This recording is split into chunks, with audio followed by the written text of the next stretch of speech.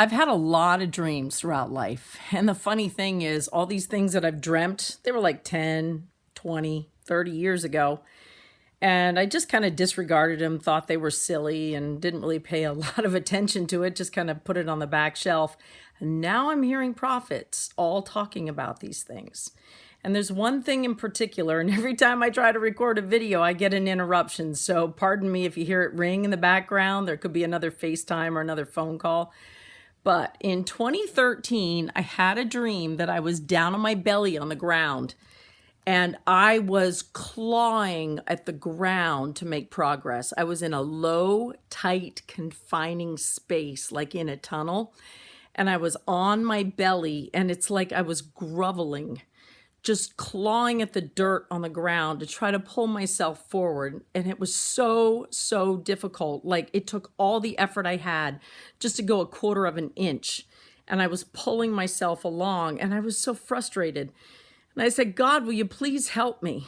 And all of a sudden, a man in a white robe at the top of the stairs appeared and he flipped a light switch, but he didn't say a word. And I rose up and I stood. And then with ease, I stepped over a threshold.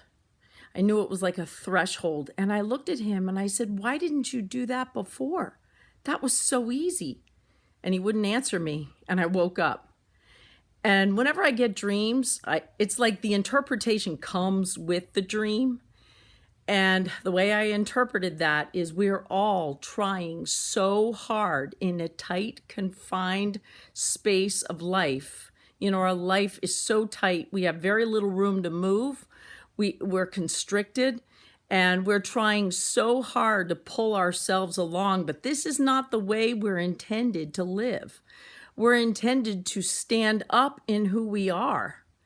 And we are intended to step forwards, and we can step over this threshold when the light is turned on.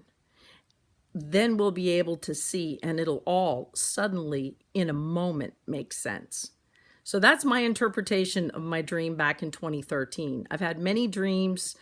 I have so much to talk about, and my husband has been telling me now for about 10 years to start a YouTube channel, but I kind of have social anxiety, so bear with me if I'm a little awkward. Thanks.